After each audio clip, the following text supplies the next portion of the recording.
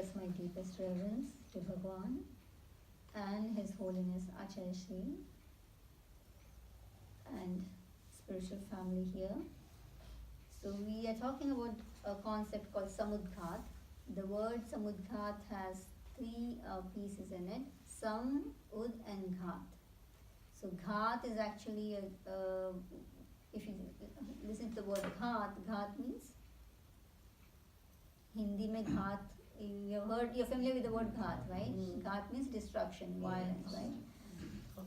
So yes, so in this concept of Samudghat, the meaning of destruction is there, which means that we are talking about destruction of karma. So it is a special mechanism. In simple terms, it's out-of-body experience or astral travel in a way, but we don't use those words quite frequently because there is a difference of philosophical background where we come from. In Jainism, this concept actually means the soul projects outside or expands outside the body. So now the soul is just inside the confinement of the body. So basically the body becomes a shell for the soul, and it has its own limitation. It's something like water, right? You put the water in a glass, the container changes, the shape of the soul, the water changes. Similarly here, the soul is only in whichever body, small ant body, elephant body, human body, or big or small bodies. But in the living state, I mean, the soul leaves the body during death. I mean, this is common theory which we are born with this knowledge, I mean, with this statement that, okay, when does the soul leave? While dead. In the living state as well, there could be occasions where the soul expands or partially leaves the body and then returns back, and that is Samudghat. Why does it happen? And all that is a detail which we're going to explore eventually. There are different occasions and reasons why this could happen. One could be by effort, it could be spontaneously happening. So if it is spontaneously happening, what does it trigger? What triggers it? It is karma, karmic pressure. So if there is a karmic pressure, so there is in general now we have like regular karma playing its role. So there are sometimes happy moments, sad moments, good things happening, negative things happening, and we go through it. But you might have experienced that some moment in life and some days there is something very chaotic happening. Yeah? And there we would, in karmic language, what would we say? A big chunk of karma is trying to pass away. So when the karmic pressure is intense, then this Samudghat will happen. So in simple terms, Samudghat is our soul's travel. We don't use the word travel, it's more expansion or projecting outside the body. And in other terms, it is Ghat, it is destruction of the karma. And there are 7 types of projections. So the first one is Vedaniya Samudghat. I just named them: Vedaniya Samudghat, Kashaya Samudghat, Maranantik Samudghat. These first 3 are those which are not made by effort, it just happens. And then there is Vaikriya Samudghat, Tejas Samudghat, and Aharak Samudghat. These are all spiritual labdhi oriented. So there are special powers one has. I mean, you call it supernatural power or magical powers or labdhis.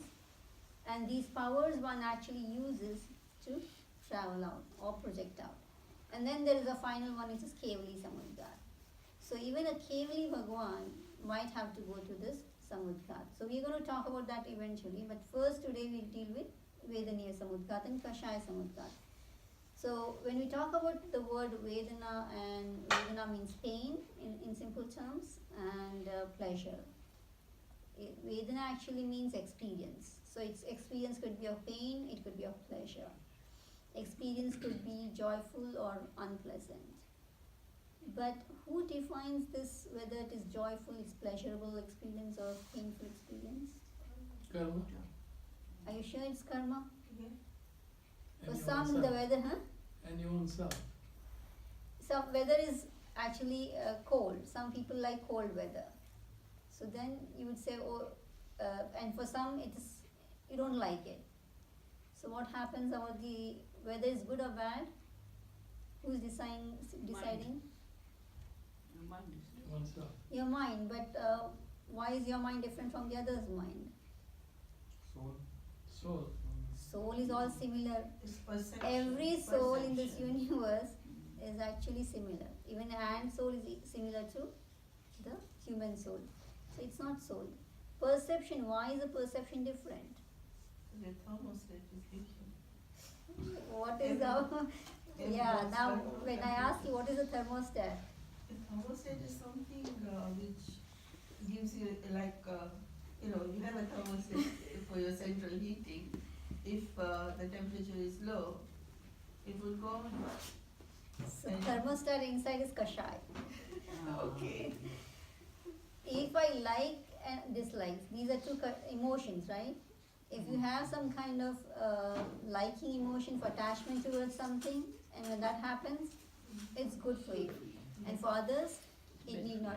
For some, holidays they enjoy it. For some, it's boring. Why? Because there is a liking towards it.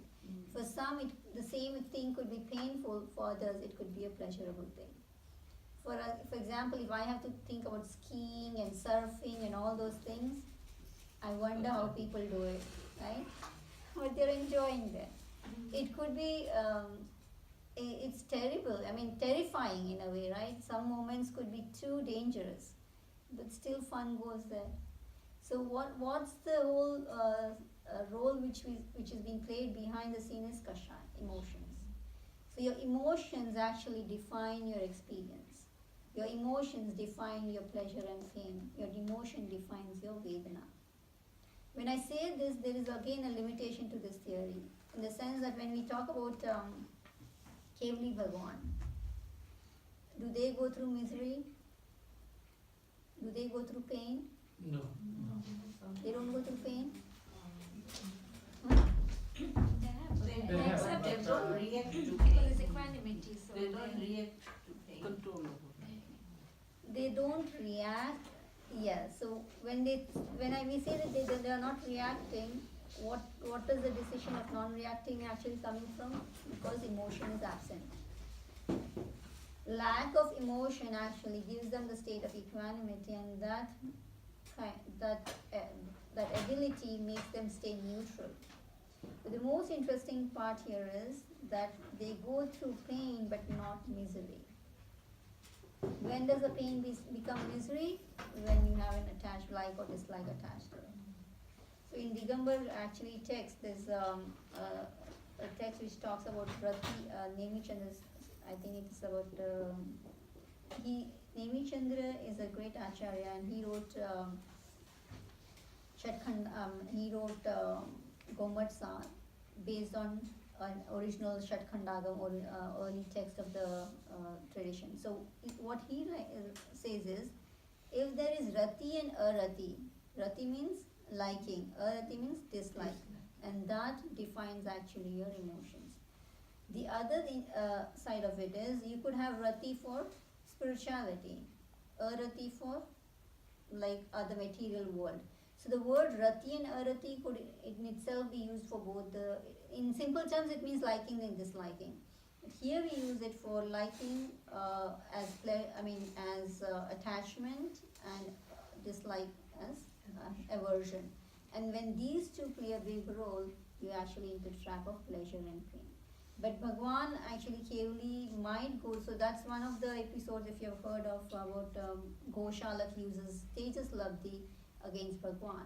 So he uses a fire energy and he throws on Bhagwan, and when Bhagwan receives that fire energy, of course it doesn't hurt Bhagwan to that extent, but there is an impact of it, and he goes through some health issues. So there is pain.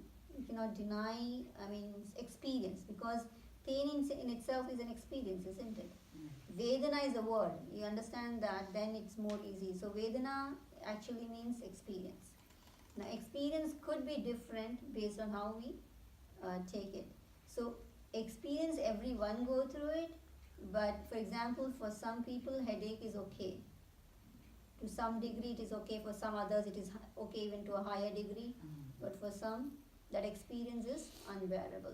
So experience is there similar, but our tolerance power, our emotional hook up to that actually makes it a big deal out of it. So when we're talking about Vedana and Kashaya, there are, in a way, what I'm trying to say is interconnected. You see that? When we talk about Vedana, our Kashaya could define our Vedana. And the absence of Kashaya could also lead to a different kind of experience.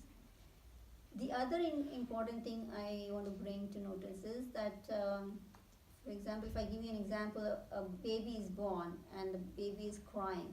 That's the general, and if the baby is not crying, doctors would say it's not, something is wrong. It's a weird theory, but that's the way it is.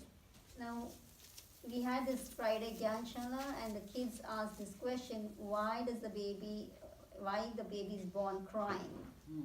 What's the answer to this?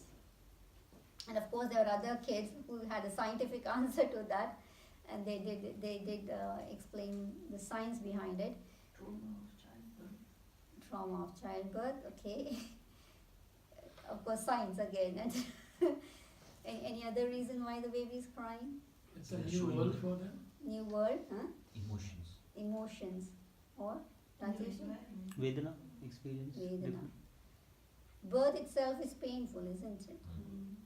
And so we are born with pain, and we of course, scriptures में दुख की परिभाषा है. Definition of दुख is जन्म दुखम, जरा दुखम, रोगाय मरणाय. Everything is dukh. Birth is dukh. You celebrate your birthday, so you are celebrating your dukh in a way. Birth is dukh. Disease is dukh. Pain is misery, and then aging, and then death.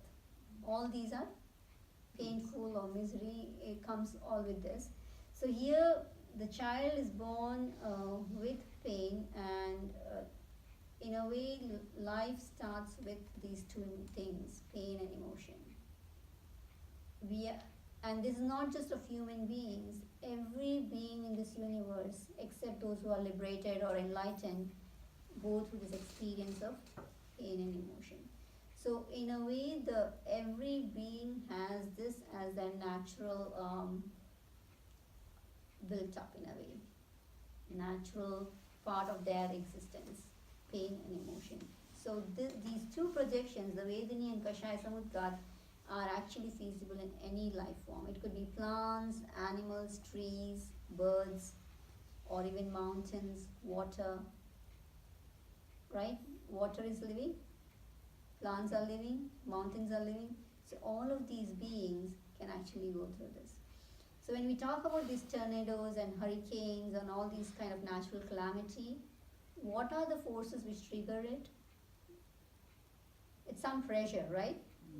What are the kind of pressures which get into this?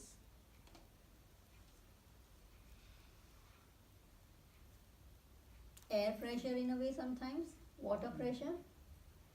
So Acharya Changing Mahaprabhu, of the plates. that's kind of when earthquake you're talking about, right? Yeah. Or tsunami. Yeah, so one of the probabilities, again Acharya Mahapragyaji's hypothesis is that these beings, water or air, might be going through some kind of samudghata, and if they're in a huge, not like one soul, but many souls together going through that samudghata, that pressure, because of that pressure, they actually might end up having these kind of doings. The other example is when I was young, I would go to Rajasthan, and there would be this a wind would actually blow, and it would go into circles. Yeah, but there it would be just the sand. They would call it, they have a specific name of it. Andhi, actually, they would say. Andhi, yeah. So, if we are outside, around in any street, there is a warning that make sure you're inside, because that could take you into the trap, and it's very powerful. So it's very simple wind, but that wind with that extreme power could actually put any people into trap or lead to such big chaos. Where does this whole thing come from? The probability is they're going through samudghata. Again, these are hypotheses which we are coming based on current observations. It's all more current thing. But so even subtle beings go through pain. Even subtle beings go through emotions.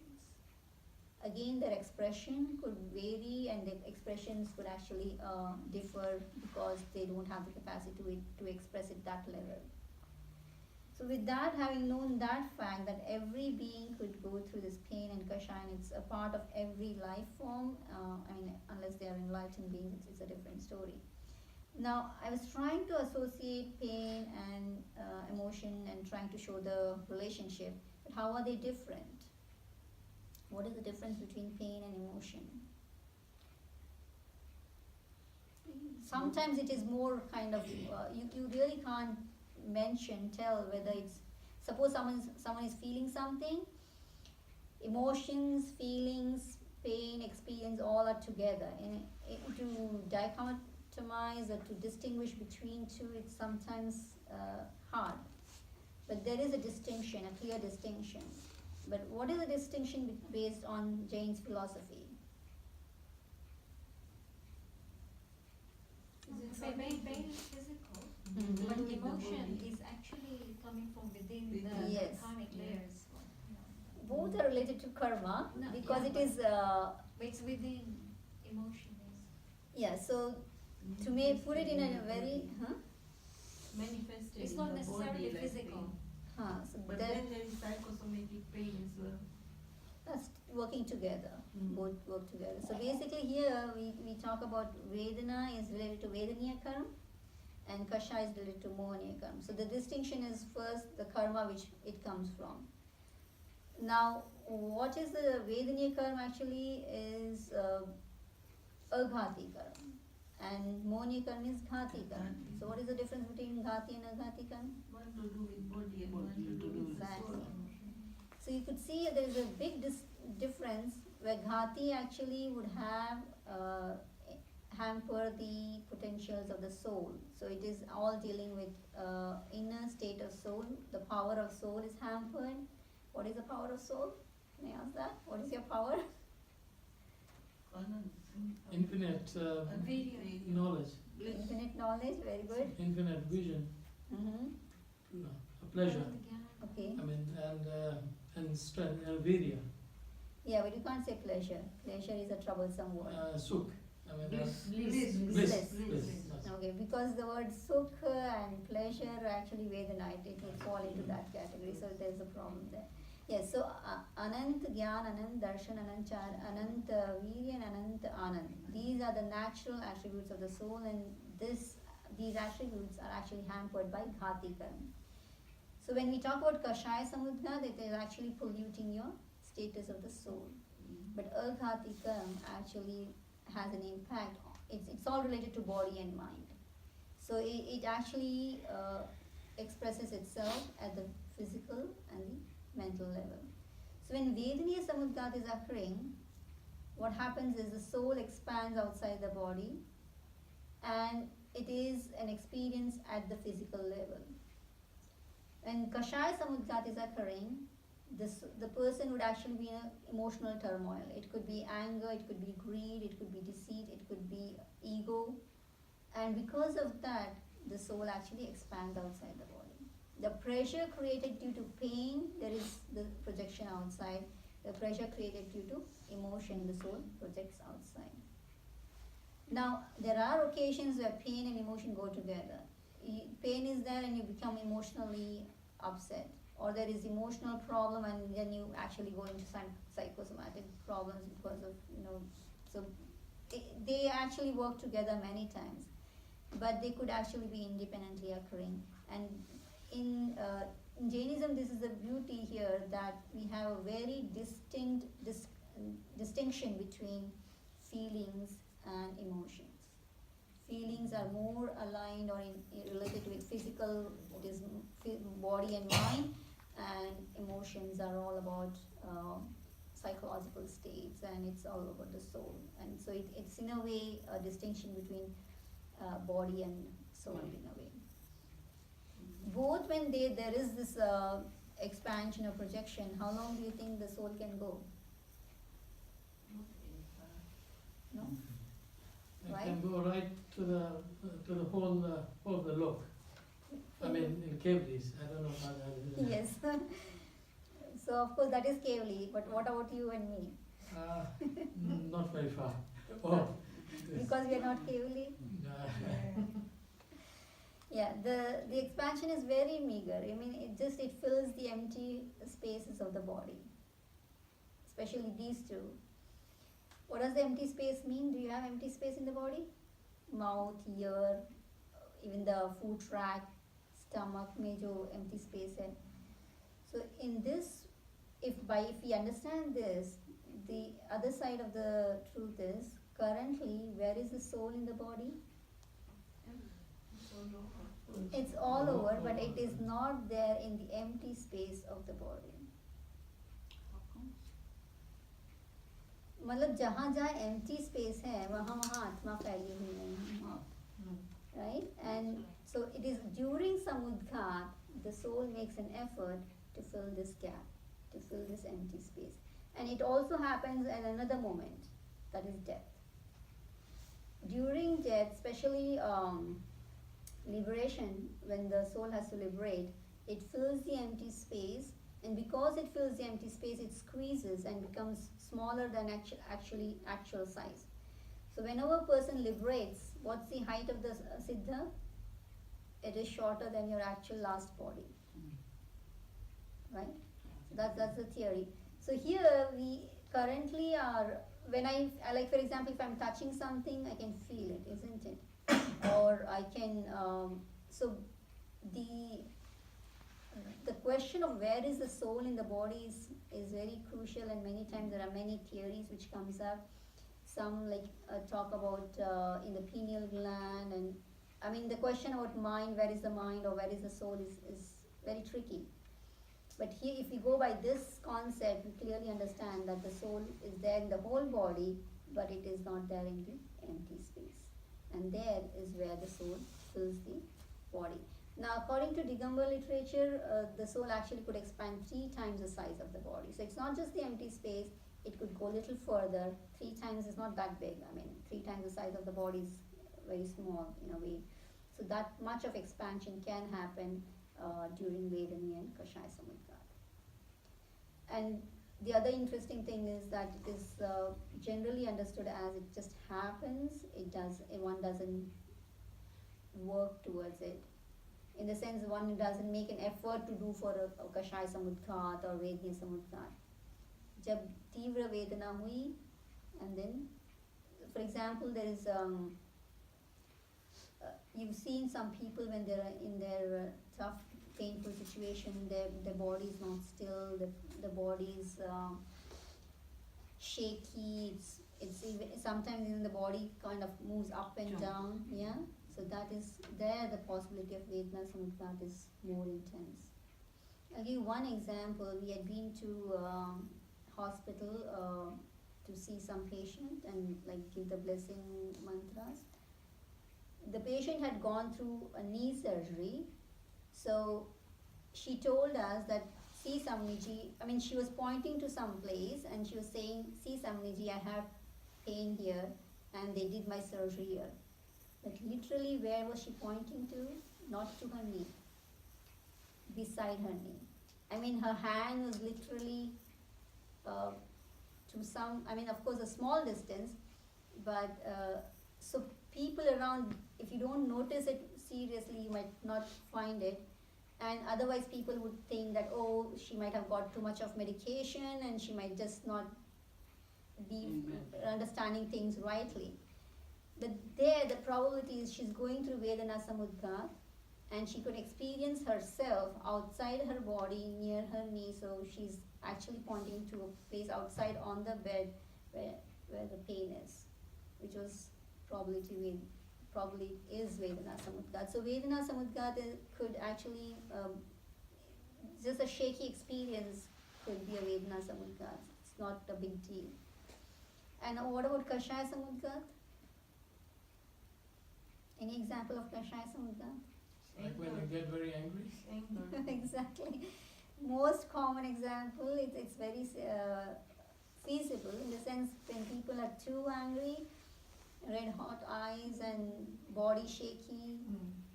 So we could see there that is a probability of Kashaya or Krodh Samudghata. क्रोध समुद्घात तो समझ में आता है, right? You can understand that intense anger could lead to samudghat. But what do you think about greed and ego and deceit?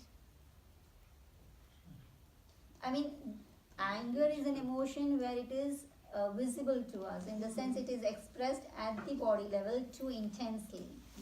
But ego doesn't express at the body level that intensely. I mean, ego could still, but about greed and deceit, these are very subtle in a way, especially when it comes to expression at the body level. It's not that frequently we would identify it like anger. But according to the scriptures, even greed can lead to projection.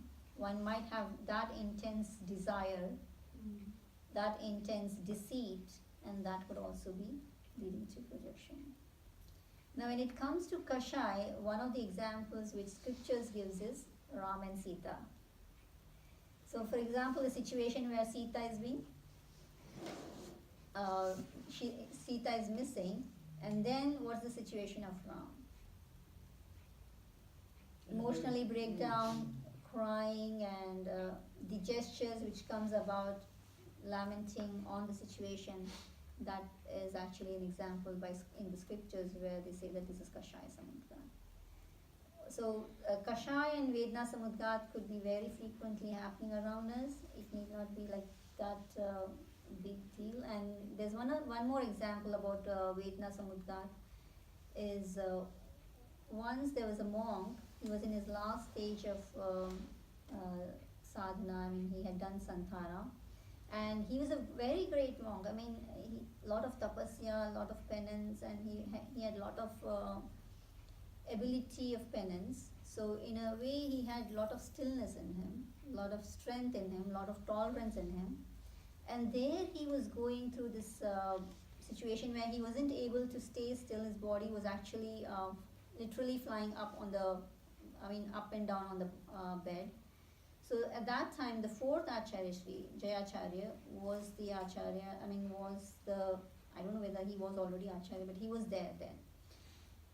He was thinking, such a great monk, and why is he going through this situation? It's his last phase, he should be peaceful, he should be calm. And then he started meditating. There he says that probably he's going through Vedana Samudghata. But when we look into the story behind what happens is Jayacharya Prabhu, he meditates. So what's the reason of this? Why things are like so troublesome for him, such a great monk? And in meditation, he finds the answer that this monk was actually a fisherman in one of his previous life. And because of those nikachit karma, he's going through this. When Jayacharya Prabhu tells the monk that is this the case? And he says yes, which means he already actually had known the situation, what kind of karma he is going through. And of course, then he has special mantra which he chants, and he might be excited, he chants the mantra, and then with his effort of chanting the mantra, the monk gets relief, and he actually gets relaxed and he's stable, so he gets out of that situation. You want the mantra, right? No, I was just thinking with Nikachit karma, Yeah, it's tough. you can still do mantras and get No, karma. Jayacharya Prabhu did the mantra for him. So it was like he guiding him through the meditation, and he was able to help him basically. So when we do mantra around people, how much of help they can receive is a big power. I mean, we should be having the ability to do it, and we should have done a lot of practice before actually jumping in, especially when we go to people where they're in the last stage. There could be many people chanting some mantras, but with that experience and that energy level, you bring that up, it makes a big difference. So here Vedana Samudghata could also be seen in people who are dying, especially those in the last stage. So for some it could be really difficult situation, and your effort could actually help them console. So when we're talking about this whole the two things, the Vedana and Kashaya is related to Ghati and Aghati karma, the story, I mean, the monk actually was Kodarji, and what we could identify here is, though he was going through pain, it need not be the case that he was going through misery. So it need not be the case that he had that emotional breakdown or he was emotionally disturbed. So pain was that tough, that to that degree, even without that emotional. Sometimes pain is less and emotions aggravate the pain. But here, the Vedana Samudghata, even without the Kashaya or without the Kashaya Samudghata, can actually be happening here. So the detachment component, the dropping off, sometimes even when you have headache, people have migraine, intense migraine, and they have experiences of, weird experiences around their head, and that is actually again Vedana Samudghata in a way. What are we doing in this Vedana Samudghata? Soul is traveling out. What else? Karmas are falling. Yes. But is it a good thing? It depends. If you're not binding any more karma, then it's a good thing. Yeah. So are you binding new karma? That's the next question. Yeah, it depends on your emotions. So basically, when we talk about 7 projections, all the six types of projections or samudghat involves karmic bondage. Only in Kevali Samudghat the question of bondage doesn't occur. Okay. So when we talk about karmic bondage, of course the bondage would depend on the intensity of our emotions involved. Are we still, or are we disturbed by it? And there are actually experiences where this is again not based on the scriptures, but there's a professor, his name is Raymond Moody, and he did this research on these kind of astral travel in 1970s. So basically a long back history of research he's brought up.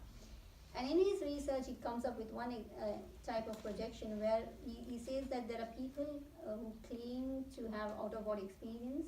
So a person is dying, they have out-of-body experience, and the people who are their relatives or friends or family members sitting beside them, even they have out-of-body experience. So the person who is beside them actually tells that I was out and I was with the other person, and then I returned back, and in next few seconds actually we see that the person has died.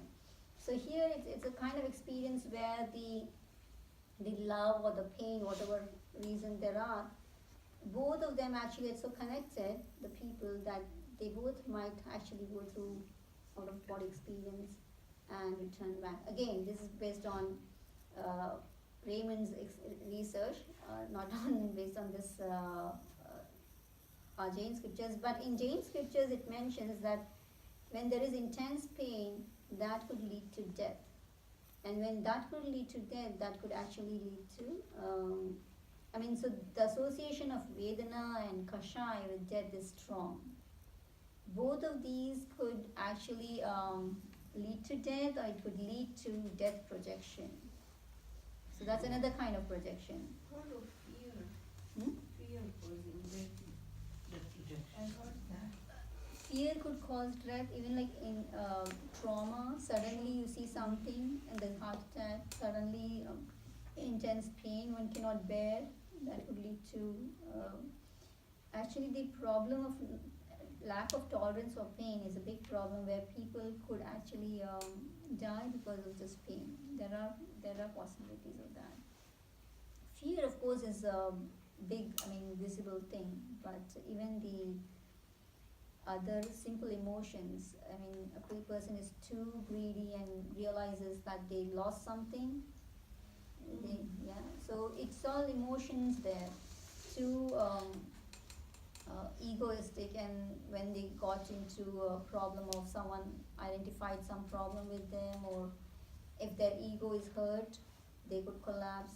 So collapsing because of these emotions is common problem, and collapsing to that degree of death is again, some people have shock because of their loss in the business.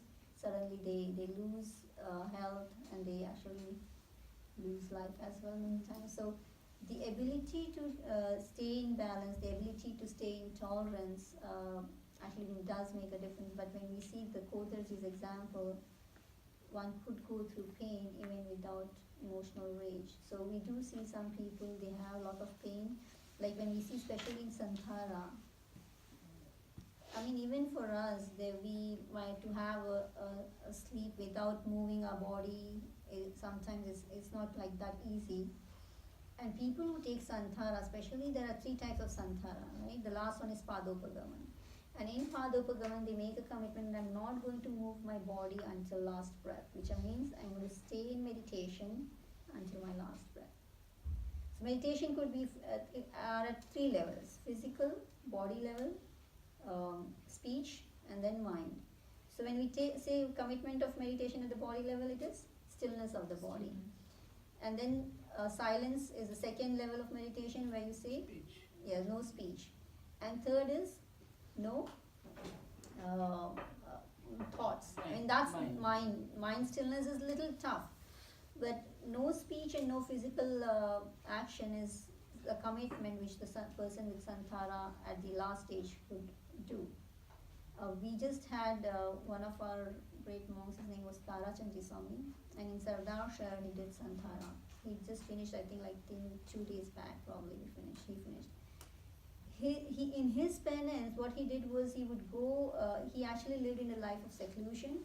I think I did mention that he would not interact with any sense organ. So basically he would not hear, if he hears sound, he would not respond to it. If he had pain, he would not mention it, or he would not express it. He would just sit in his own room, meditate, and do what his penance he had to do. He would come just for one meal eating, come with his eyes focused. Even like people, because he's such a great practitioner of meditation, he was the one, he did meditation with Acharya Pragyaji. So it's like, they were together doing all the sadhana. So, and he was beyond 90, around 90 years of age. He would not have eye contact, he would not say hello, hi, nothing, and he would go back to his seclusion. So he lived in that meditative state and silence for a couple of time, and then when all of the other monks requested that he should come back to people, because people are longing for his blessings and they want to have his darshan, his spiritual energy so high that even his darshan is actually valuable for them. So then with lot of insistence, he did come back into between the people, but then he maintained his silence. And when he actually started off his fasting, where he went to three dravya, means 3 items, in a sense, like for example chapati, vegetable, and water. And then after a short time he came to 2, and then he went to 1, which was just water, and then he took final Santhara. So his whole Sanlekhana and Santhara was 1 month at the age of 90. And that stillness he had, even with that pain, that's amazing. So how is it possible? Because of detachment. That ability to detach from pain as mindness, the ability to be easy with pain, not easy in the sense easy, but at least accept the pain as pain, but not indulge into it, not take it into too complex problem, not make a problem of the pain in a way, right? Yeah. What do? We create problem of the pain. Pain is a problem, but there's another problem which we create of the pain. So that ability to just let be it the way it is and detach is actually a big power. So this stillness was there in him, and he finished his journey peacefully. The last day of his was a little painful, but then his stillness was the same. And that can happen because of our meditational experiences, the meditational practice which we have been doing it. We train our mind, we train our body to remain still. And here we see that because of that, the Vedana Samudghata can happen, but when it's not disturbed. And there the Vedana Samudghata could release the karma, but when we are emotionally disturbed and then going through these projections, the karmic bondage is equally there or more actually. So in a way, we don't say that you should go for these projections because there is karmic bondage involved in it. So there are two things, right? One is the karmic bondage which happens because of this. But there's another interesting thing which I think I mentioned in my previous lecture was that when a soul projects out, it actually hurts the subtle beings around. So there are subtle microbes. I mean, so I'm keeping a piece of cloth in front of me to avoid that violence, the hurt of subtle beings. So when the soul expands, see, the Jain philosophy of non-violence is so subtle that even the expansion of the soul, the subtle microbes could be hurt, and that could incur karmic bondage. And even those which were hurt, they might actually fall on someone else, and they might hurt someone else as well. So the chain of violence actually goes on, and that is another set of karmic bondage which could happen because of this. So it's not just how do I take the emotion, I take the experience of pain and emotion, but even the process itself is actually binding you karma. Yeah? So this was something which I had about these two projections. Now if you have any questions, we could go for that. There's one thing I think I should mention, which is the last, probably in this. When we talk about what are the types of these subtypes of these projections, so of course Kashaya, what are the 4 Kashayas? Krodh, Man, Maya, Lobh. Yeah, so there's Krodh Samudghata, Man Samudghata, Maya Samudghata, and Lobh Samudghata. 4 emotions could lead to 4 types of projections. And when it comes to Vedaniya Samudghata, it doesn't have any, the scriptures don't have any list of subtypes. And on the contrary, what it does is, it mentions that there is a projection due to pain, but no projection due to pleasure. So pain can create projection or samudghata, but pleasure doesn't. Now, this is a tough question. If anyone has an answer to this, why pleasure cannot create projection? I don't have an answer yet. I'm finding it. If you can help me find that, would be great. Because dukh hai to projection ho sakta hai, but why not sukh? Or why not? Everything is in duality, so why not? Why not? Everything is in duality. There is some reason that women can't become Tirthankar, something like that. Yeah, so if you find the reason, you can help me with finding the answer to this. But this is an interesting part where they say that pleasure doesn't create projection, but pain does. Now, on the contrary, if we associate pleasure with Kashaya, if, for example, greed is an emotion, and if a person gets something which a person is greedy about, so that is pleasure, isn't it? So pleasure and emotions are in a way so tied up. I mean, they're together in many ways. So even there, we see the possibility of pleasure not having projection. It sounds a little tough to rationalize this as to why this is the case, but there should be some karmic theory behind it, and we'll explore more about it as I do my research. Yeah. So I end up with that, and now for your questions, if there is any. Yeah, I have one. I didn't understand that, you said the soul expands everywhere. Where can it be space? Sorry? Like what is space? You said there is space in between. So where is that space? Actually, in our physical body, we have empty spaces. So, for example, inside the earlobe, there is empty space. Inside the nostrils, there is empty space. Mouth में empty space है. Food tract में empty space है. So the soul, when it expands, it fills the empty space. It wouldn't go there? It will go there. It is actually, it is only, so in a way, Samudghata में क्या हो रहा है कि the soul units, wherever they were, they just move a little bit from their position and relocate themselves in a different position, very close by. Because suppose in our stomach, stomach is empty, right? I mean, you might have had your breakfast, but otherwise it's empty. So soul just expands and fills that empty stomach space Yes. area. So that's all the projection So about. that could be the whole of digestive system. Yeah, I mean those are the. Hmm? The whole digestive system. In the scriptures there is a mention of like earlobes, mouth, all these organs which they fill the. So, Nami, when we say Mhm. it fills space, so material fills the space, or maybe it can have different form, like a gas form, in energy form, Mhm. or in solid form, liquid form. So, are we saying that art, the soul has some kind of material property?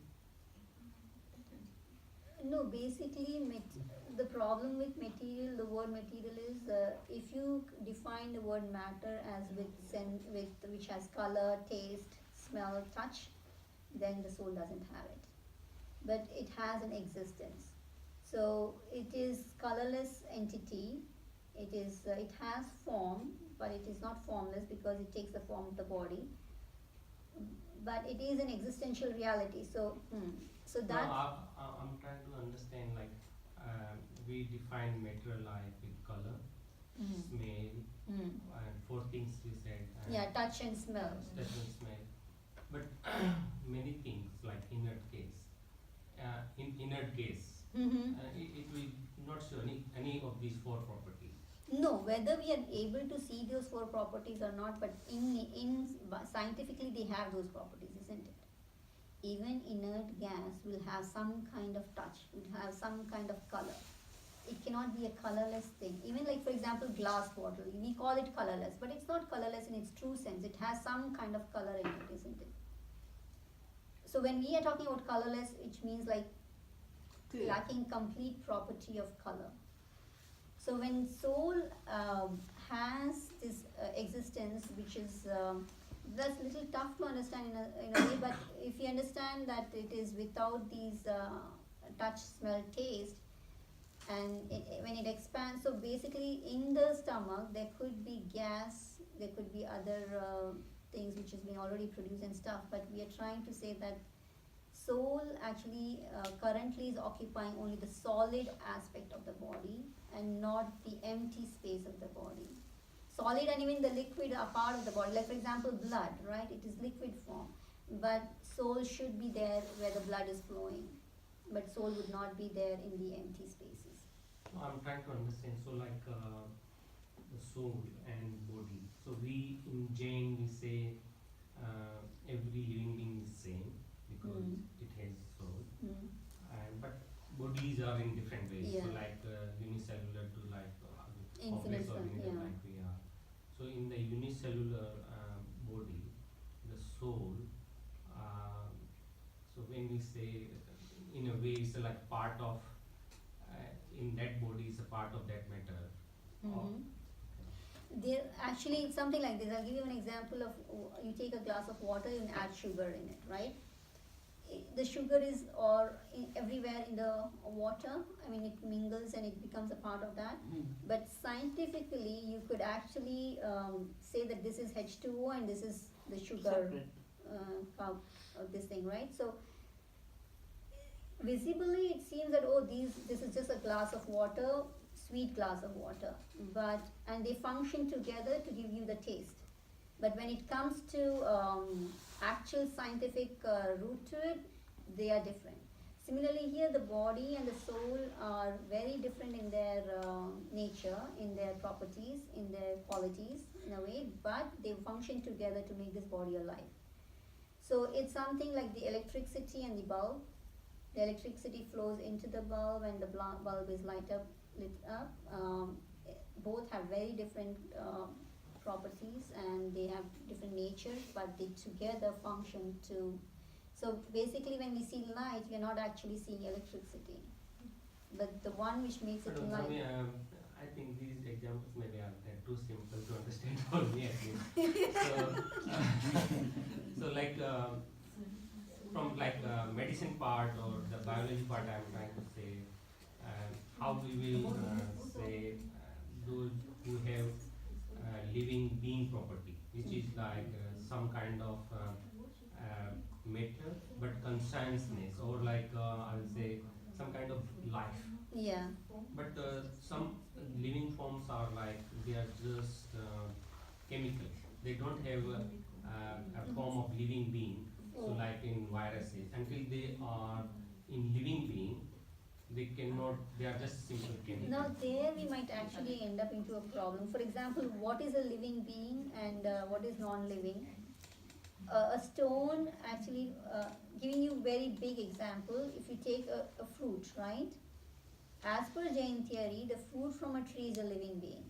But when you boil it or when you cook it or you do something with it, it becomes non-living. But the apple or the fruit is as it is even after, I mean, the color might change. For example, you just do a microwave to the apple, what happens after a few seconds? It's not living. The body is as it is before, but it is no more living as per the Jain theory. So here we see that there is, to identify whether a being is a living or non-living, it is, I mean, if it's easy when it's expressing some kind of gestures, but for subtle beings, it's hard. The other problem which we tap into is about the virus. So according to science, virus is only living when it is in a living body, isn't it? There, one probability is that according to Jainism, there are many types of yonis. And when a soul comes to that yoni or that place, they actually takes birth, or the life starts off. So the probability as per Jain theory is that the virus as an outside the living body is actually not a living being yet.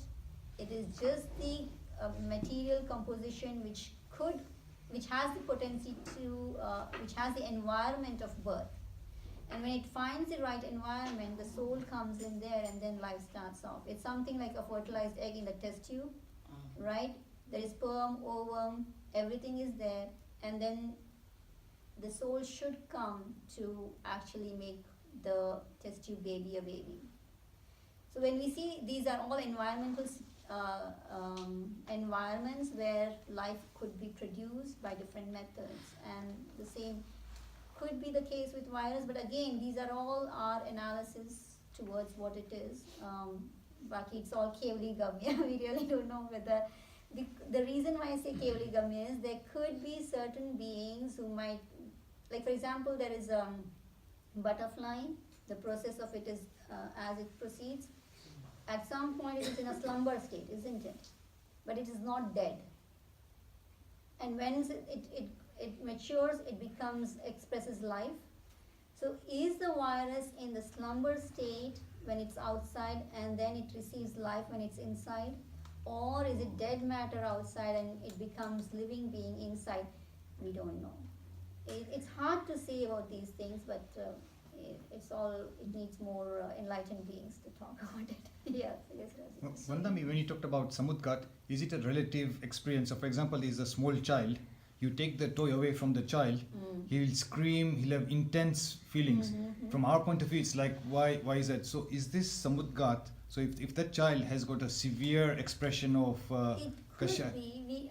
Again, it's because we are not able to see the soul projecting out, expanding out, so we cannot make a claim, but the probability is yes. So it's a relative. Yeah, because whether it is only the physical body movement, or is the soul, because of the shaky movement, the soul also gets shaked off. In a way, in this case of these two Samudghata, it's just the soul gets shaked off, isn't it? The soul is there in that body, and then it actually, because of it's something, you have a water bottle and you have something in it, you just shake it. The location of few things is just displaced. And it's all as simple as that. It's not like an intense projection where it's going outside to a distant land and stuff. But the probability is yes, there could be, and especially if you can feel the energy, right? You could see the rage energy to a very distant. Also, you could feel that negative. I mean, the probability is yes, there could be a possibility of something happening. Children, we see it quite often. Yeah, that was a question kids had. Why are they crying? Yeah. the other question actually one of the child had was, why is the sibling waking up always crying? I mean, My question too. there are again, the reason which I gave was, there could be more to it, is the child doesn't want to wake up, wants to sleep more, and we want them to be up, one thing, or they are just expressing something which they are not able to express through words. It's a language, isn't it? Yeah, It's it's a like language, but it's a language to say something Yeah. or make something happen, right? Because, for example, the child wants a toy and it cries. So it's actually a language trying to say that I need it, you have to give it to me. So it's not only just saying I'm hungry, it also is trying to say you have to give it to me. You see the problem increases there. So yeah, it for every child it would vary how they're using it, but you have to try to trace it gradually and slowly. Is it simple, natural habit, or is it something painful, or is it some dislike, or is it some more intense emotion being played behind the scene? But you have to be careful as they grow up. You have to make them unlearn their lessons because otherwise it's troublesome. But I think it's natural with children. It's natural with child